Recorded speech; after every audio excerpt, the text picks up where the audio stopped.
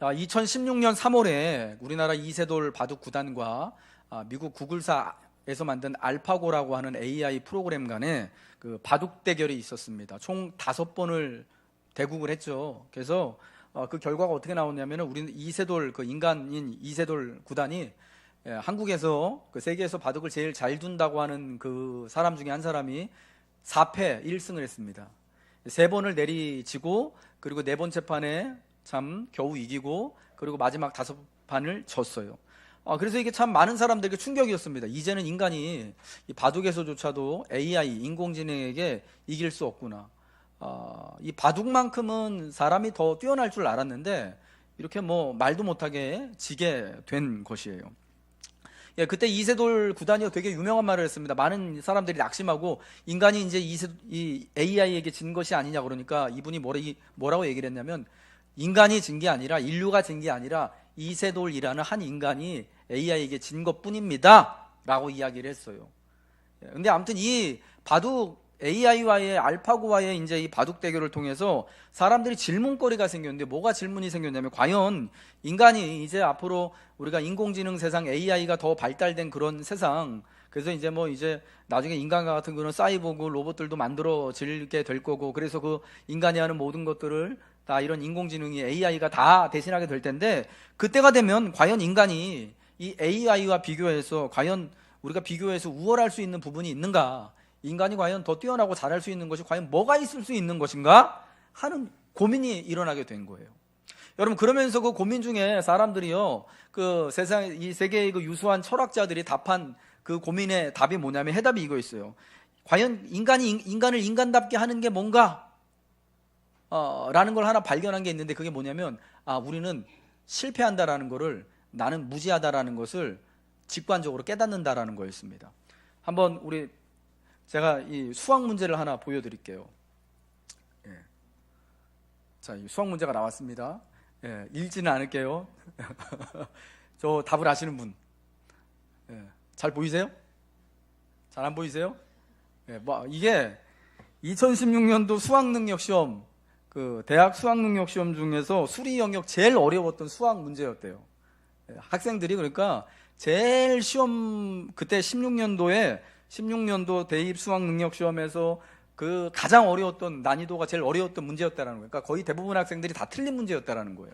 여러분 이걸 딱 보자마자 여러분 어떤 생각이 드십니까? 머리 아프시죠? 내가 지금 학생도 아니고 다 보니까 딱 보자마자 아시는 게 뭐냐? 몰라 나는 그런 거잖아요. 저도 보자마자 어떤 생각이 들었냐면 이건 내가 풀 수 있는 거다라는 게 아니라 이건 난 못해. 이거 모르는 거야. 난 이거 몰라라는 게 직관적으로 생각이 팍 들더라고요.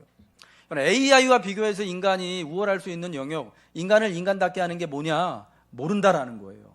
우리는 실패할 수 있고 나는 무지하다라는 것을요 직관적으로 빨리 간파해낸다라는 겁니다. AI와 같은 인공지능, 특별히 컴퓨터는요 자기 안에 있는 무수하게 많은 데이터를 다 조사해 본 다음에야 그걸 아는 거예요. 시간이 오래 걸려요. 자기가 모른다라는 걸 아는 게. 물론 우리보다 훨씬 많은 방대한 자료와 경험과 그 시간이 다 그 안에 녹아져 있겠지만은 그래도 여러분 인공지능이 다 아는 그 모르는 게 여전히 많이 있거든요. 근데 그 모르는 것을 사람은 딱 보면은 직관적으로 난 이거 몰라라고 바로 대답이 나오는데 그것도 여러분 되게 좋은 대답이에요. 근데 AI와 같은 인공지능 컴퓨터는요 자기가 있는 데이터를 다 돌려본 다음에 그러니까 이제 이게 문제가 어려우면 어려울수록 알려지지 않은 거면 알려지지 않은 걸수록 그 시간이 엄청 오래 걸리겠죠. 자기 안에 있는 방대한 데이터를 다 돌아봐야 되니까 다 조사해야 되니까 그 다음에 이제 나오기 때문에 인간이 모른다 똑같이 모르는 거를 답할 때 AI가 훨씬 늦을 수밖에 없다라는 거예요. 그리고 어떤 경우에는 그걸 다 돌려본 다음에 뭐라 그러냐면 얘가 에러가 나요. 이거 이상하다. 여러분 컴퓨터를 쓰실 때 제가 제 컴퓨터를 쓰면서 이제 느끼던 건데요. 제 컴퓨터에 요즘에 좀 윈도우가 좀 이상해가지고 그 프로그램이 잘 안 돌아가더라고요. 얼마 전에 이제 아이들 데리고 나가가지고 사진을 찍고 그 사진을 컴퓨터에다 이제 업로드를 하는데 잘 복사를 했어요. 그러고 나서 읽으려고 보니까 보통 대부분의 이제 컴퓨터 그 윈도우만 깔려 있는 컴퓨터에는 윈도우 프로그램만 깔려 있는 컴퓨터에는 그림 파일, 그러니까 JPG 파일이나 PNG 파일 같은 그림 파일, 사진 파일을 열어볼 수 있는 프로그램이 같이 있잖아요. 근데 이게 안 뜨는 거예요. 에러가 난다는 거예요. 분명히 있어야 되는 게. 얘가 왜 이러지? 그래서 싶어가지고 제가 이제 다른 이제 그 사진 파일을 볼 수 있는 프로그램을 다운받아가지고 깔았어요. 그랬더니 그때서야 보이더라고요. 그러니까 얘가 프로그램이 없어가지고 아니면 그 윈도우가 뭔가 문제가 있어가지고 그 사진을 읽지를 못했는데 어떻게 나오냐면은 에러가 난 걸로 나오는 거예요. 나는 이런 프로그램이 없습니다라고 하는 게 아니라 나는 얘를 읽을 수 없습니다 나온 게 아니라 에러 이렇게 나오는 거예요. 그러니까 여러분 이게 인간과 AI 그러니까 컴퓨터 이 테크놀로지와의 가장 큰 차이점이 되어진다라는 겁니다.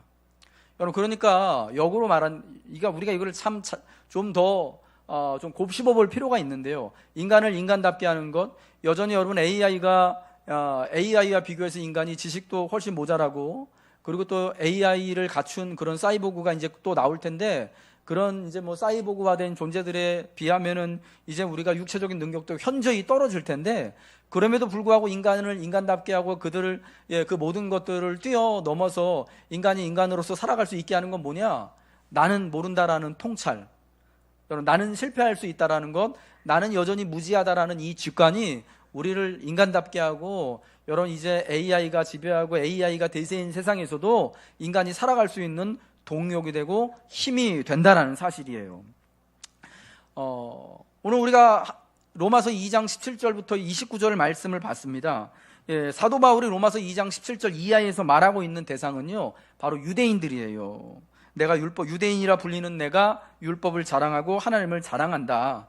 율법을 의지하고 하나님을 자랑한다라고 말하면서 이제 바울이 고발하고자 하는 대상이 유대인들인데 로마서 1장 끝부분에 나오는 죄목들을 읽고 나는 그들과 같지 않다고 생각하는 사람이 바로 바울이 지목하는 유대인들, 그 당시에 가장 종교적이고 소위 말하여서 종교 천재들, 종교성에 있어서는 도덕성에 있어서는 영적인 부분에 있어서는 세상의 어떤 누구하고도 비교해서 꿀리지 않는다고 자부하고 자랑하던 바로 그러한 유대인들이었다는 겁니다.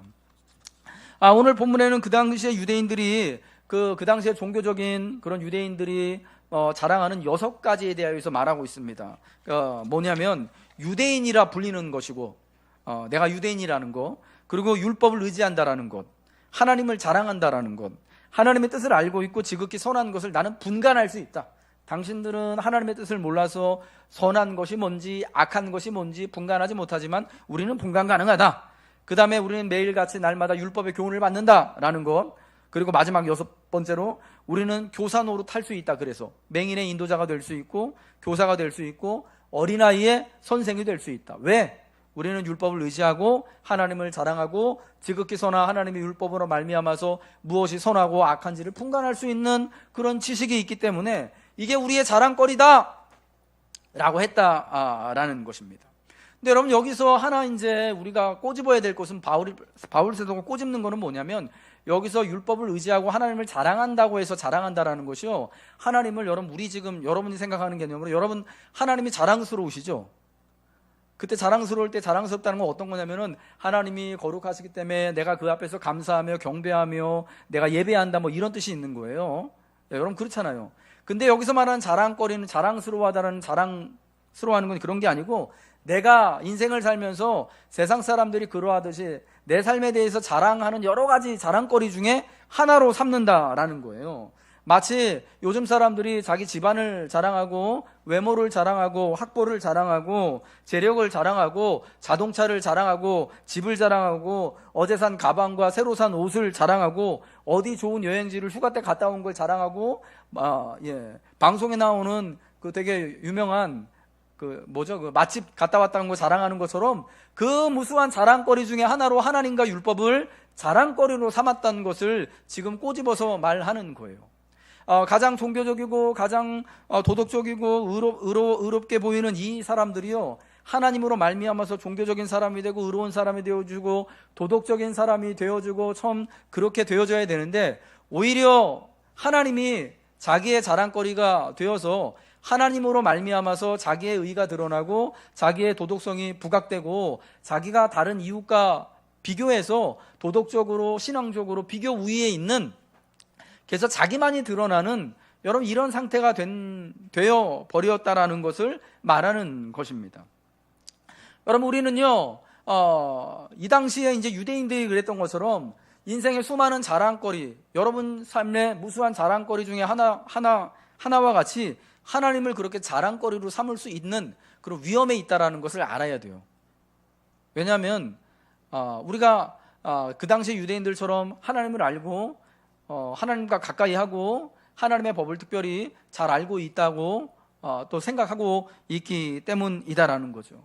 예, 그래서 자칫 잘못하면 하나님을 자랑거리 삼아서 나를 돋보이게 하는 여러분 그러한 우를 범할 수가 있는 것입니다. 그러나 하나님은 나의 삶의 자랑거리 중 하나가 아니라 사실은 경배의 대상이 되어지고 감사의 대상이 되어져야만 하는 분이다라는 거죠.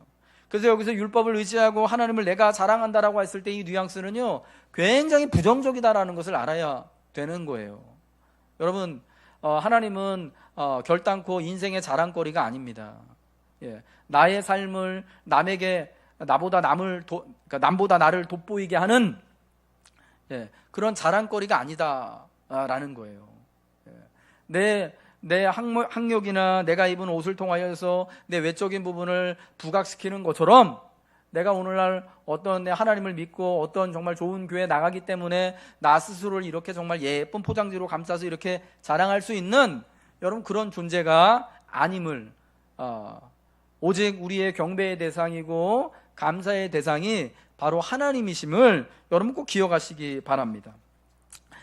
유대인들은 그 당시 종교 천재들로 불리울 수 있었던 여러분 그런 사람들입니다.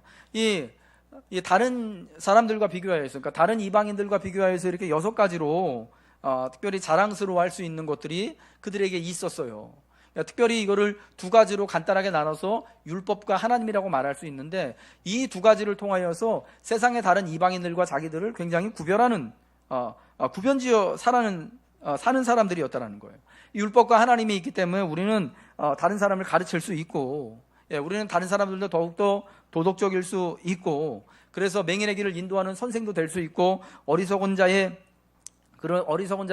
또 훈육하고 양육할 수 있는 길에 설 수 있다라고 이야기했던 거예요. 그런데 오늘 본문의 말씀을 통하여서 바울 사도가 고발하는 건 뭐냐? 그런 종교 천재처럼 보이는 유대인들도 사실은 실상은 그들이 남들과 비교하여서 유대인들보다 열등한 그 사람들하고 사실은 별반 다를 바가 없다라는 것을 말하는 거예요. 오히려 하나님을 알고 말씀을 잘 알고 있기 때문에 그리고 그들이 스스로를 이방인과 죄인들을 위한 교사요 비방의 빛으로 부름받은 존재들이기 때문에 어쩌면 더 큰 책임이 있고 더 큰 실패를 한 것, 그래서 하나님의 이름이 이방인 중에 너네들 때문에 모독을 받는다라고 지금 고발하는 겁니다. 여러분, 전 세계 모든 사람들이요 가장 그 보편적으로 믿고 있는 종교가 하나 있습니다. 여러분, 그게 뭔지 아십니까? 기독교, 이슬람 뭐 이런 게 아니고요, 도덕주의라는 종교예요. 요즘에는 여러분, 제가 저번에 한번 말씀드렸지만은 무종교주의가 굉장히 확산되고 있다고 했잖아요.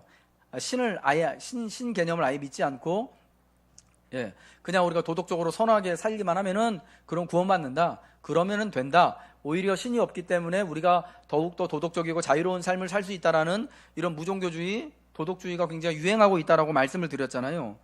가장 지금 오늘날 가장 많은 사람들이 신봉하는 종교가 도덕주의라는 종교인데, 이건 뭐냐면 자신을 늘 다른 사람과 비교하는 거예요. 그래서 자신의 죄를 다른 사람의 죄와 늘 비교해요. 그래서 자기도 부족한 걸 알고 나도 정말 내 마음속에 더러운 게 있는 걸 알고 죄인인 걸 알아요. 이 더러운 세상에서 때 묻은 채로 살아가는 걸 아는데, 그런데 나보다 더 나쁜 놈들이 있다는 걸 아는 거예요. 죄송합니다, 욕해서. 저 TV에 나오는 저 정치인들보다 저 늘 그 인터넷 뉴스 신문 헤드라인 장식하는 저 경제 사범들, 저 잔혹하고 저 악하고 정말 머리는 똑똑한데 나쁜 저 사람들보다 비교해서 그래도 나는 좀 선하다라는 거예요. 나는 의롭다라는 거예요. 여러분, 이게 항상 상대적으로 내가 더 낫다라고 여기는 게 이게 도덕주의라는 종교이고 우상 숭배인데, 어떻게까지 생각하냐? 만약 하나님이 계시다면, 근데 재밌는 건 이 사람들은 사실은 하나님을 부정하거든요. 근데 만약 하나님이 계시다면 분명히 하나님이 자기는 용서해 주실 거라고. 나는 꽤 괜찮은 사람이기 때문에, 저들과 비교해서. 이게 여러분 도덕주의라는, 오늘 많은 사람들이 믿고 있는 종교고 도덕주의라는 우상 숭배다라는 거예요. 여러분, 그 당시에 유대인만큼 이런 도덕주의적인 사람이 없었습니다. 유대인들이 비교해서 자기들과 하나님의 법대로 살아가고 있는 자기들과 그렇지 않은 이제 이 비유대인들, 이방인들과 비교해서 여러분 자기들은 얼마나 도덕적이고 깨끗한 사람입니까? 오늘 성경에 나온 것처럼 도둑질도 안 하고 간음하지도 않고 살인하지도 않고, 여러분 지금 뭐 바울 사도가 오늘 본문에서 그러면 다른 사람을 가르치는 내가 자신은 가르치지 아니하느냐? 도둑질하지 말라고 말하는 내가 도둑질하냐? 간음하지 말라고 말하는 내가 간음하느냐? 우상을 가증히 여기지 말라고 하는 내가 신전 물건을 도둑질하느냐고 고발하잖아요. 근데 이게 정말 그 당시에 어떤 유대인들이 그런 짓을 도둑질하고 간음하고 신전의 물건, 신전의 우상 물건을 도둑질했다라는 것을 고발하는 게 아니에요. 왜냐하면 당시에 조금 좀 신실하다고 이제 종교적이라고 알려져 있는 유대인들은 절대 이런 짓 안 합니다. 거짓말도 안 하고요, 도덕질도 안 하고요, 간음하지 않죠. 그리고 설마 여러분 종교적인 그 유대인이 우상의 신전에 들어가가지고, 우상 신전에 왜 들어가겠습니까? 가서 우상 신전의 물건을 도둑질해 오겠습니까? 이 얘기를 하는 건 뭐냐면, 너희들의 마음이 사실은 마음으로 봤을 때는 행동은 그렇지 않지만은 그 마음 속은 사실은 도둑질하는 거나 간음하는 거나 우상 이방인들이 우상 숭배하는 거하고 똑같이 그런 우상을 숭배하고 있다는 것을 지금 고발하는 거예요. 여러분, 예수님께서 그런 말씀하셨잖아요. 이 여자를 보고 음욕을 품는 자마다 다 속으로 간음하는 것이고, 살인하지 말라 하는 말씀하셨지만 너희가 마음속으로 형제에 대하여서 에이 저 바보 같은 놈 하면서 저희 때려 죽일 놈 하는 것마다 다 사실은 살인하는 죄다 라고 말씀하셨잖아요. 여러분, 그의 말씀을 따라서 사실은 이 외적인 행동으로는 유대인이 선하게 보이고 종교적으로 보이고 오늘날의 종교인들이 참 그렇게 보이지만, 그러나 그 마음속에는 사실은 다 도둑질하고 간음하는 데 앞장서고 동의하고 남보다 내가 조금 뭐 그러지 않을 뿐이지 사실은 저 우상 신전에 들어가가지고 우상 물건 도둑질해오는 여러분 그런 사람들, 그러니까 종교적인 우상 숭배자가 되어져 버렸다라는 것을 지금 고발하고 있는 거예요. 똑같다라는 거죠. 유대인 너도 오늘날 종교적이라고 여기는 종교적이라는 것을 하나님과 하나님의 말씀을 자랑하는, 내가 죄사함 받아서 나는 의인 됐다라는 것만을 뻐기고 자랑하는 사람들 사실은 다 까발려 보니까 다 똑같은 죄인이라는 거예요. 여러분, 이게 오늘 성경의 선포이고 오늘 저와 여러분에게 말씀하는 것입니다. 만약 우리가 자신의 행위나 자신의 신앙 고백 혹은 정체성, 그러니까 내가 그리스도인이라는 거, 나는 죄사함 받은 의인이다라는 것을 너무 뻐기고 자랑한다면요, 오히려 우리는 그 일로 인하여서 내가 스스로를 도덕주의자라고 하는 자기의 자신의 정체성을 밝히는 일이 되는 거예요. 여러분, 지금 성경은 이것을 참 분명한 목소리로 우리에게 이야기를 해주고 있는 것입니다. 하나님의 법과 하나님도 모르는 사람들과의 끊임없는 비교를 통해서 도덕적인 면에서, 영적인 면에서, 생활 습관적인 면에서, 그리고 그 비교 의식에서 오는 나는 저들과 다르다는 우월의식, 나는 그래도 의인이다 라는 우월의식, 여러분 이게 사실은 커다란 죄를 짓는 거다라는 것을 고발하시는 거예요. 종교 행위를 통하여 얻는 보상 심리를 통하여서 종교라는 우상을 숭배하고 있음을 고발하는 겁니다.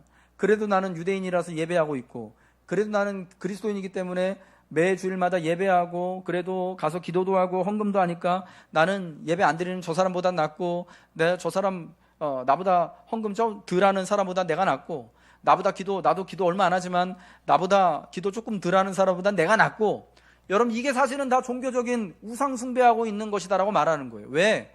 하나님과 하나님의 법을 교묘에 의용하여서 자기 자신을 만족시키고 남들보다 낮게 여기고 자기를 이렇게 높이고 있는 거 아니겠습니까? 여러분, 그래서 이게 다 우상 숭배의 죄를 범하고 있는 일이 된다라는 거예요. 그래서 사실은 세상의 가장 종교적인 사람들, 가장 신실해 보이는 그 사람들, 바로 그 사람들도 똑같은 죄인임을 고백하는 것입니다.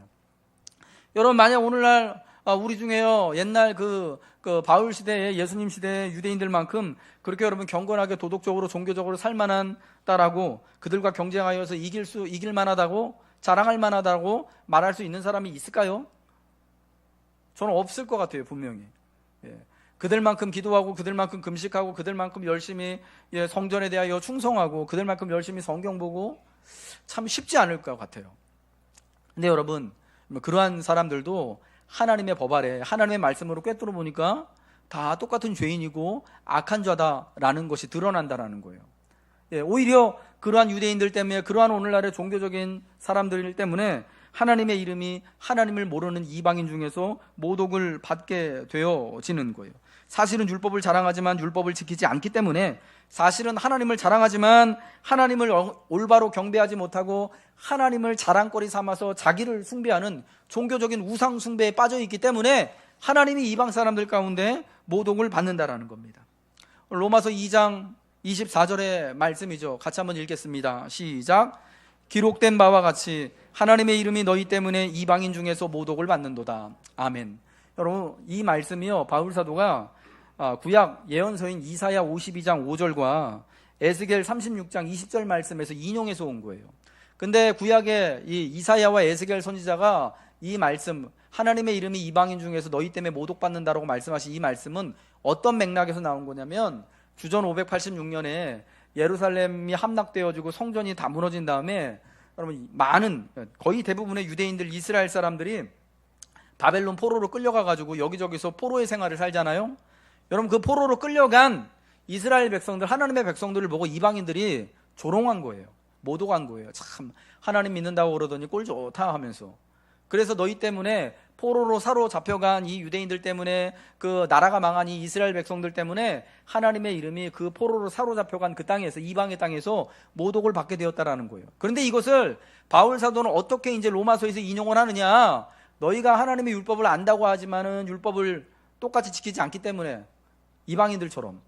아니, 어떤 이방인들은 율법을 모르지만 그러나 마음에 하나님의 심겨진 법이 있어가지고 그 모르는 율법을 지켜내고 있음에도 불구하고 너희는 그렇게 하지 못하기 때문에, 너희는 하나님을 안다고 하면서도, 하나님을 경배한다고 하면서도 그냥 하나님을 그냥 자기 자신의 어떤 자랑거리로만, 의로움만 삼고 있기 때문에, 오히려 너희 때문에, 너희가 바로 믿고 있지 못하고 바로 고백하지 못하기 때문에 하나님이 모독을 받는다라고 말하고 있는 것입니다.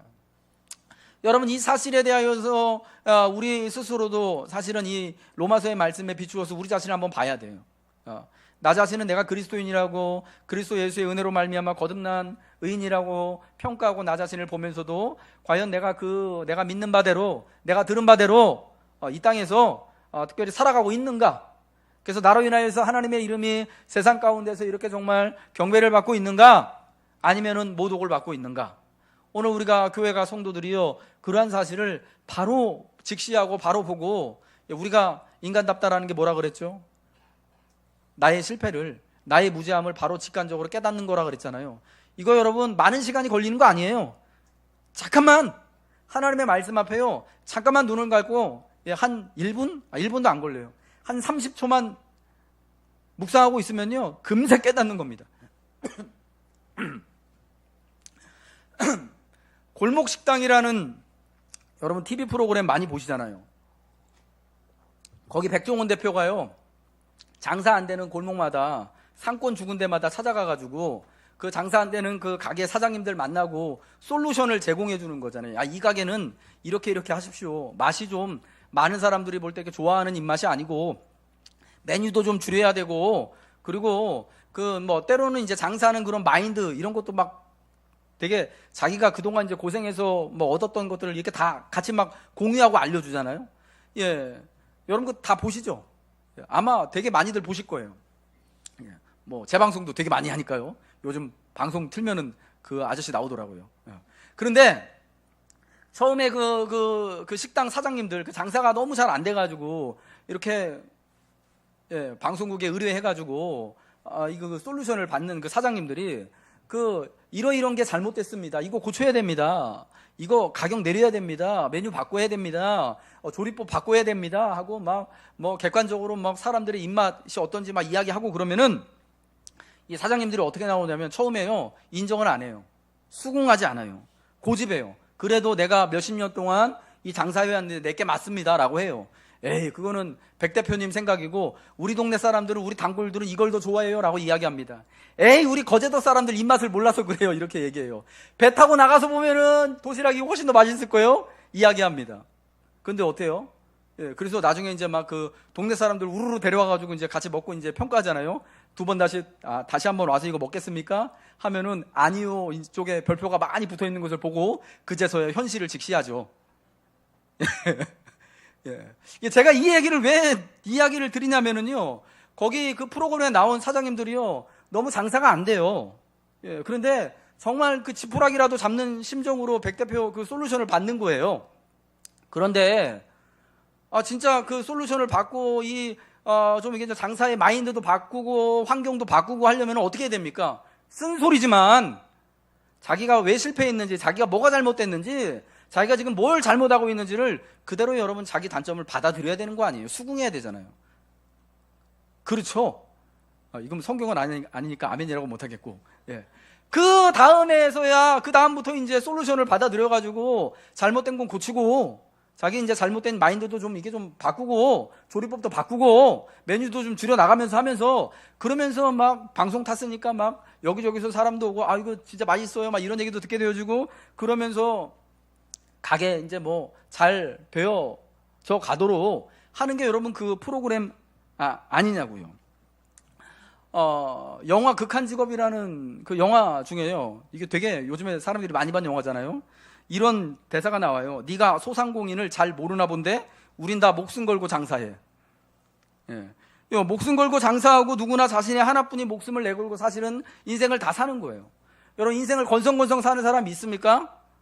저는 없다고 생각해요. 한 번뿐인 인생을요 다 목숨 걸고 살아가는 거예요. 특히 우리 대한민국 사람들이요. 우리가 여러분 얼마나 열심히 삽니까? 정말 그 영화 대사에 나오는 것처럼 소상공인들 다 목숨 걸고 장사하는 거예요. 이거 아니면 우리 가족 다 굶어 죽으니까, 길거리 나앉게 생겼으니까. 여러분 새벽같이 일찍 일어나가지고 요즘 그래서 아마 새벽 예배 못 나오시는 것 같아요. 새벽같이 일찍 일어나가지고 진짜 6시에 막 출근하시고 7시까지 출근하고, 어떤 회사는 막 8시까지 출근하고, 그것도 진짜 저 멀리 그 경기도 외곽에 사시는 분들은 여러분 출퇴근 시간만, 출근할 때만 1시간 반, 퇴근할 때 2시간씩 여러분 광역버스 타고 지하철 타고 회사 출근해서 6시 퇴근 시간이지만 6시에 퇴근 못 하잖아요. 예, 보통 7시, 8시, 9시, 10시, 늦으면 11시, 예, 밤새는 일도 허다하고 IT 쪽에 일하시는 분들은요. 그리고 집은 진짜 잠깐 눈만 붙이는 곳이잖아요. 잠깐 와서 몇 시간 있다가 그리고 또 출근하고, 또 재수 없으면 눈 나쁘면은 주말에도 부장님이 카톡 해가지고 나오라 그러고 회사 옆에 산다고. 여러분 우리가 다 그러고 살아요. 안 그러세요 여러분? 여러분이 다 직장생활 하시고, 여러분이 다 또 사업 가게 하시고 장사하시잖아요. 그런데 여러분 그렇게 열심히 사는데도 왜 다 그렇게 열심히 살면은, 다 목숨 걸고 장사하고 목숨 걸고 회사 다니면 우리가 여러분 다 잘 돼야 되잖아요. 아니에요? 목숨 걸고 사는데? 근데 왜 누구는 백종원 씨처럼 그렇게 잘 되고, 여러분 누구는 왜 진짜 내일을 걱정해야 되는, 오늘치 당장 월세 얼마 내야 되는지, 전기세 얼마 내야 되는지를 걱정해야 되는 이런 처지에 있냐고요. 여러분 누가 이런 인생을 살아남습니까? 다 목숨을 걸고 장사하고 다 목숨을 걸고 살아가는데, 여러분 누가 결국 그 인생을 행복하게, 누가 그 인생을 성공하고 누가 그 인생에서 승자가 되느냐? 자신의 실패를 겸손히 인정하는 사람이라는 거예요. 내가 모른다라는 거, 내 판단이 틀렸다라는 것을 여러분 고백하는 사람만이 사실은 목숨 걸고 살아가면서 살아남는 거예요. 여러분 우리 신앙의 용어로는요, 만물을 다 꿰뚫어 보시는 하나님 앞에 내가 죄인임을 무릎 꿇고 고백하는 사람이, 그리하여 예수 그리스도의 십자가 은혜가 필요함을 인정하고 그 앞에 나오는 이들만이 인생의 구원을 누리는 거예요. 히브리서 4장 12절부터 16절 말씀 우리 같이 한번 보겠습니다. 읽습니다. 시작. 하나님의 말씀은 살아있고 활력이 있어 날선 어떤 검보다도 예리하여 혼과 영과 및 관절과 골수를 찔러 쪼개기까지 하며 또 마음의 생각과 뜻을 판단하나니 지으신 것이 하나도 그 앞에 나타나지 않음이 없고 우리의 결산을 받으실 이의 눈앞에 만물이 벌거벗은 것 같이 드러나느니라. 그러므로 우리에게 큰 대제사장이 계시니 승천하시니 곧 하나님의 아들 예수시라. 우리가 믿는 도리를 굳게 잡을지어다. 우리에게 있는 대제사장은 연약함을 동정하지 못하실 이가 아니요 모든 일에 우리와 똑같이 받으신 이로되 죄는 없으시니라. 그러므로 우리는 긍휼하심을 받고 때를 따라 돕는 은혜를 얻기 위하여 은혜의 보좌 앞에 담대히 나아갈 것이니라. 아멘. 긍휼하심을 받고 때를 따라 돕는 은혜를 얻기 위해서 은혜의 보좌 앞에 담대히 나아가야 되는데, 여러분 누가 긍휼하심을 받고 누가 때를 따라 이 돕는 은혜를 얻습니까? 누가 하나님의 은혜의 보좌 앞에 담대히 나아갈 수 있습니까? 히브리서 4장 12절에 여러분 그 키가 있는 거예요. 하나님의 그 말씀 앞에요. 저는 이 말씀을 참 좋아하는데요. 정말 그래요. 하나님 말씀 앞에요. 숨길 게 하나도 없거든요.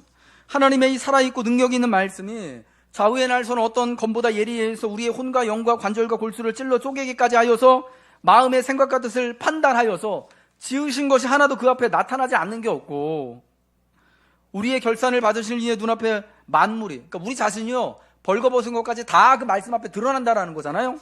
이게 여러분 어떤 뜻이냐면은 만물과 특별히 인간의 존재의 전체와 깊이를 완벽히 하나님의 살아계신 말씀이 밝히신다라는 거예요. 여러분의 DNA, 염기 서열, 그거 막 그 복잡한 거 몇 년 전에 최근에 진짜 과학이 밝혀낸 그 모든 것들을요, 아직도 모르는 그 부분을 하나님의 그 예리한 말씀 앞에서요, 그게 다 낱낱이 다 밝혀진다라는 거예요. 그러고 나서 그게 다 하나님의 그 예리한 말씀 앞에 인간의 혼과 영혼과 골수와 관절까지 찔러 쪼개기까지 하여서 마음과 생각과 심지어 진짜 우리 안에 있는 이 세포 하나하나까지 다 파악하시는 그 말씀이 딱 뭘 파악하시고 뭘 드러내시냐? 너 죄인이라는 거예요. 너 틀렸다라는 거예요. 우리가 무지하다라는 거. 여러분 이게 만물이 진짜 하나님 앞에 벌거 벗은 바 된 것처럼 그렇게 판단된다라는 거예요. 그렇게 판정을 받는다라는 겁니다. 그러므로 우선 여러분 우리가 알아야 되는 건요, 이 하나님의 말씀, 나 자신을 완벽히 하나님 앞에 이렇게 다 머리부터 발끝까지 스캔하여서 내 안에 있는 모든 것을 구석구석 다 살펴보고 찍어보실 이 하나님으로 말미암아서 내가 정말 불의한 죄인임이 드러나고, 그 하나님 십자가를 통하여서, 예수님의 십자가를 통하여서 내가 자격 없는 죄인임을, 또 오직 십자가를 통하여서 은혜 받을 것임을 고백하게 되어질 때, 여러분 그때 비로소야 이제 하나님의 은혜의 보좌로 나아갈 수 있는 자격이 생기고 은혜를 누리게 되는 거예요. 여러분 디모데전서 1장 15절에요, 바울 사도가 이건 가장 말년에 쓴 서신인데요, 자기가 내가 죄인 중에 괴수다라고 고백합니다. 디모데전서 1장 15절에 누구에게 고백하는 겁니까? 자신의 영적인 아들인, 자기의 후계자이고 아들인 디모데한테 고백하는 거예요. 아들 같은 사람한테 말년에 죽기 전에 내가 누구라고요? 죄인 중에 괴수라고. 여러분 이러한 고백이요 매 순간순간마다, 여러분 바울 사도가요 자기가 예수를 믿고 회심한 이후부터 계속해서 매 순간순간마다 하나님 앞에 자기가 얼마나 불의한 자인지 죄인인지 하나님의 말씀을 그가 듣고 가르치고 말씀 앞에 늘 날마다 섬으로 인하여서 여러분 그걸 매 순간순간 깨닫게 되어지고, 심지어 언제까지요? 죽는 그 순간까지. 그리고 자기 아들 같은 사람 앞에서도 그것을 부끄러워하지 않고 나 죄인 중에 괴수야 라고 공개적으로 자기가 고백하는 거예요. 왜요? 이러한 고백을 통하여서 내가 틀렸다, 내가 죄인이다라는 것을 고백하는 것을 통하여서 여러분 거기에 진짜 인간이 인간 될 수 있는 능력이 나타나게 되는 것이기 때문입니다. 인간이 하나님의 은혜로 구원받을 수 있는 기회가, 자격이 그 순간 주어지기 때문인 줄 믿으시기 바랍니다. 누가 십자가의 은혜를 통과할 수 있습니까? 누가 하나님의 은혜의 보좌로 담대히 나아갈 수 있는가? 우리 주님의 말씀 앞에 겸손히 무릎을 꿇고 내가 사실은 아무것도 자랑할 수 없는 자격 없는 죄인임을, 내가 이제 정말 그리스도 예수의 피로 말미암아 거듭나고 죄사함 받고 의인이 되었지만, 그러나 여전히 하나님 앞에, 하나님의 그 앞에서는 나는 그 말씀 앞에서 나는 정말 불의한 죄인임을 날마다 매 순간 고백하는 자만이, 겸손히 무릎 꿇는 자만이 하나님의 은혜를 누리게 되는 것인 줄 믿습니다. 사랑하는 성도 여러분, 이 은혜를 함께 누리기 위하여서 여러분 내가 먼저 자격이 없음을, 나나 세상의 여러 다른 사람들이나 똑같은 불의한 죄인임을 여러분 믿음으로 고백하시기 바랍니다. 그리고 이 자격 없는 나를 받아주시는 주님을 함께 찬양합시다. 오직 십자가를 통과한 믿음만이 진짜입니다.